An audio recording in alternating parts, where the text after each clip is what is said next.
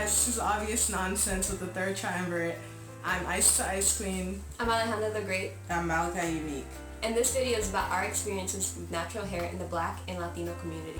So let's start off this video by saying there's no such thing as bad hair. Like, not at all. If your hair grows out your damn head, it's good. It's good. It's fine. It's good. Hair is just protectiveness for your scalp. That's all it is. Honestly. It's just, if your hair go out your head, it's good hair. I don't know what the problem is. People have just been indoctrinated to think that because a hair is less curly or less frizzy or it's straighter that it's better. It's not. There's a large historical context that comes with people of color believing that hair that's more curly or kinky or fro-ish is bad hair. And it all really starts with imperialism and slavery. I'm sorry, everything starts with slavery, pretty much. Sorry guys. I know people get uncomfortable like, why are you bringing up all that old history? It's true. It's true. Yeah. If it didn't matter today, we wouldn't mention it. It affects our life to this day, you know, so. Everybody's lives, like more than 3/4 of the world, imperialism has reached. So you'll find that those parts all have colorism, hair issues. Colorism is serious and overreaching. It penetrates into our society in advertising and how we speak to each other, how we think about people. Like, you know how people get cast in movies. The history in slavery, it was a survival tactic for a slave to have less African features, hair, face, skin color. If you were lighter, you were in the house. If you had any white in you, you were considered better than other slaves. And, you know, it continued on even after slavery, when people were able to pass, which was that, you know, were people of mixed descent, octoroons, quadroons, or whatever, and you couldn't tell that they were black. They were able to pass into white society where they could live without, you know, experiencing the prejudices of their more melanated counterparts. So why do we perceive hair as being good or bad? It's all because of the way we see the world, and the way that we see the world is generally through the context of white supremacy. My experience with hair in the Dominican culture has been very complex, very much like Dominican history. DR was an island colonized by the Spanish. It was Española, so it was Haiti and DR. Haiti was colonized by the French, DR by the Spanish. So the Spanish came in, brought a bunch of slaves. This is very common history, but this has created basically a very complex and very weird history with hair. Many Dominicans have what people call bad hair, in that it's coarse or it's curly or it's too thick or it's too hard to manage. And yeah, what people think, and this is just mainly because the way it was, just like in America or other places where slavery was a big thing, if you had nicer hair, you were seen as better, or if you were lighter, you were seen as better. So growing up, for me and my family, if you didn't have like nice, straight, thin hair that was like perfectly complying to everything you wanted to do with it, you didn't have good hair. I grew up with people being like, oh, your hair is good for being curly, or like, your hair is good for being a Hispanic or a Latino. It's very almost condescending in the way people speak to you when you have certain types of hair. And like with Dominicans, my hair is technically good because it's easy to straighten when you go and like blow dry it and you don't need a perm or anything like that.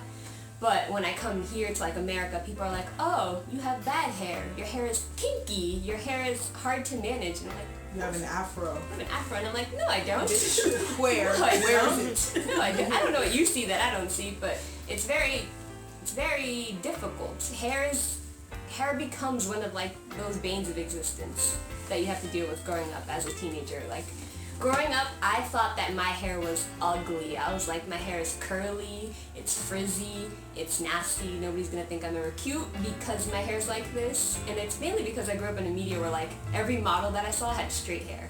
Every person on TV, whether they were Hispanic or white or black, had straight hair. And I was like, that's what I have to do to be pretty.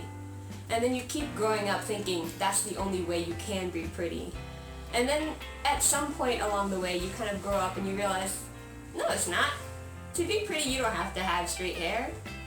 To be pretty, you just have to accept be who bald. you are. You can be bald and pretty. There's many women that are beautiful, pretty. Angelina Jolie looked ballin'.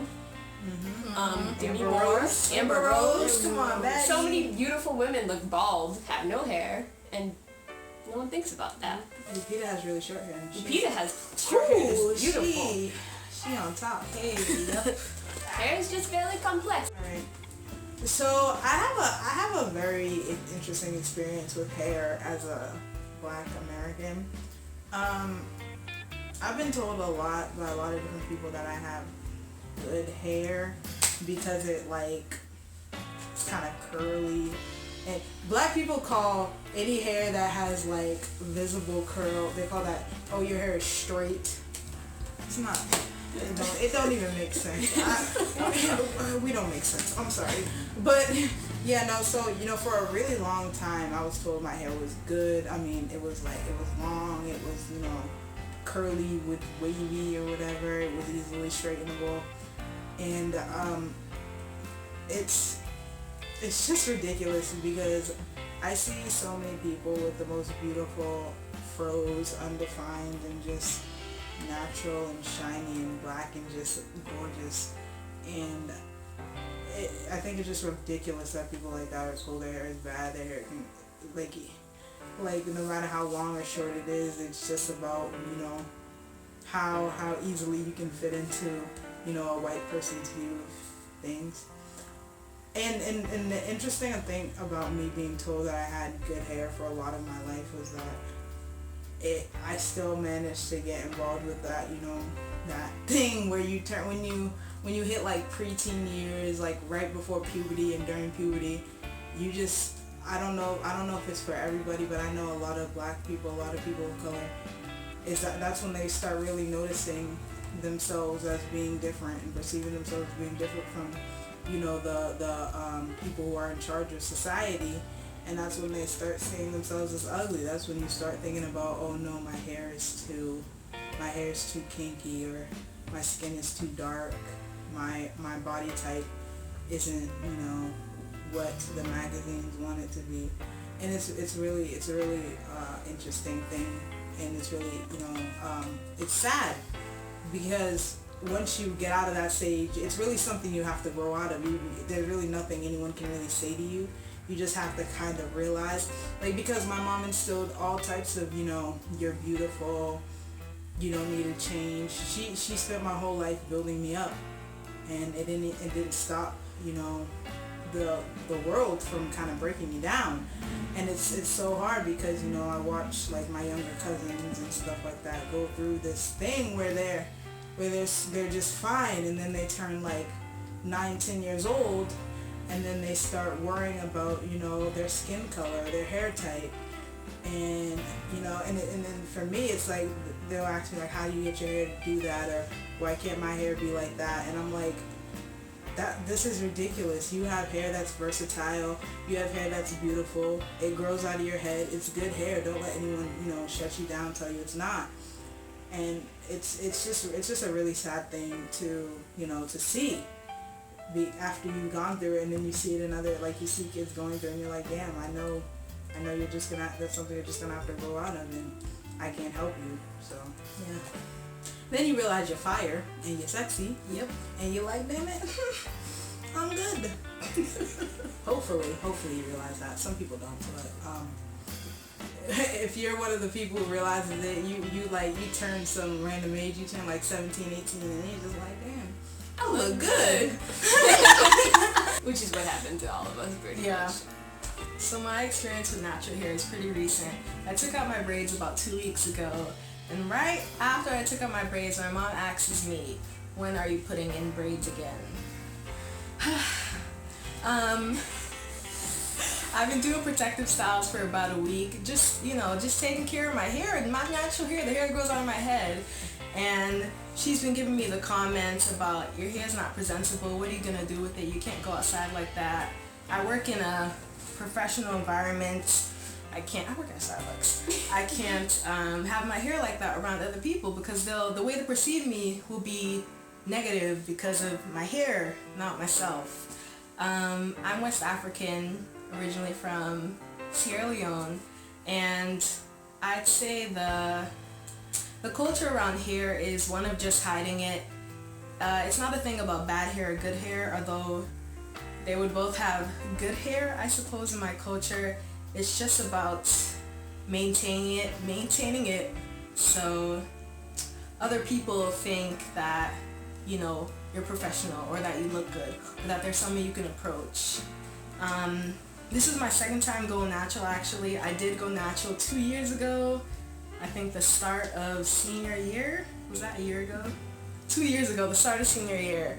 And my mom, again, was just pressuring me about, you're not gonna look good, you know, this is, your graduation's coming up, how are you gonna do your hair? And I did a bunch of weaves, a bunch of braids and all that, and I just come to realize that this is exceptional. This is pretty good. The hair that grows out of my head.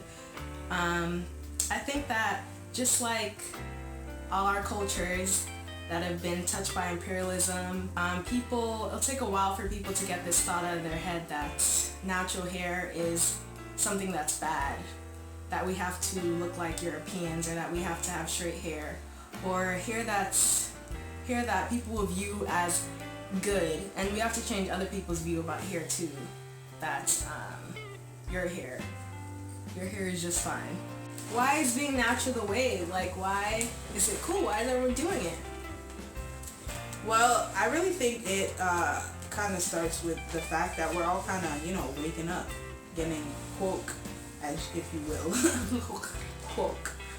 People are really realizing the effect that white supremacy has had on, you know, developing their consciousness and how they perceive their cultures.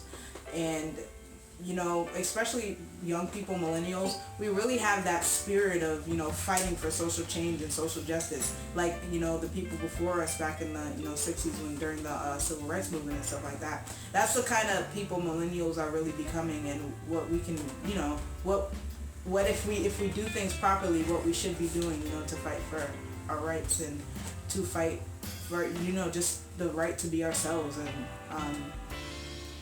yeah. Along with that, I think it's a lot of the retrospective things that Malaysia was saying, where we looked back at like the 60s and the 70s when people were wearing their afros and were wearing their natural hair, and I think people start to realize, wait, why aren't we doing that? Why don't we just go back to what people used to do and realize that we are beautiful, our hair is beautiful, so we should wear it and proudly show our heritage. And your hair is a large part of your heritage and your culture and where you're from. And so now we know this hair is the wave. Like, this hair is popping. We just gotta do it. I think millennials, we realize that we are exceptional. Like, everything we are, our natural selves are exceptional because of the things she was saying. Back to white supremacy, that has affected us the way we think. For black excellence, ooh, yes, melanin's popping. Exactly. Black people are exceptional. We're beautiful. Our bodies are beautiful. Our skin is beautiful. Our hair is beautiful. We absorb sunlight. We don't burn. What's colorism? Nothing to us. Because we pop it anyhow. Don't matter if you're light, bright, dark. That doesn't mean we don't want people wearing weaves, or we don't want people doing whatever they want to do or getting a perm. You can do that. That's all up to you. Your hair, girl. Honestly. Do what you want. It's up to you. You look good. And all I will say about wearing a perm is that it's a chemical. Your hair is never going to be healthy if you have a perm. Sorry. It's true. I know people like to lie to themselves. Your hair is damaged. That's what you're doing to your hair. When you over straighten it, so now your hair is straighter, curlier. Heat training, that's called heat damage. You're damaging your hair shaft. You're getting rid of proteins and, you know, breaking protein bonds in your hair. And that's damage, and perms are damage. You can do it, but just be aware of the reasons why you're doing it. And when it comes to weave and wigs, those are protective styles. Those help your hair, you know, undergrow.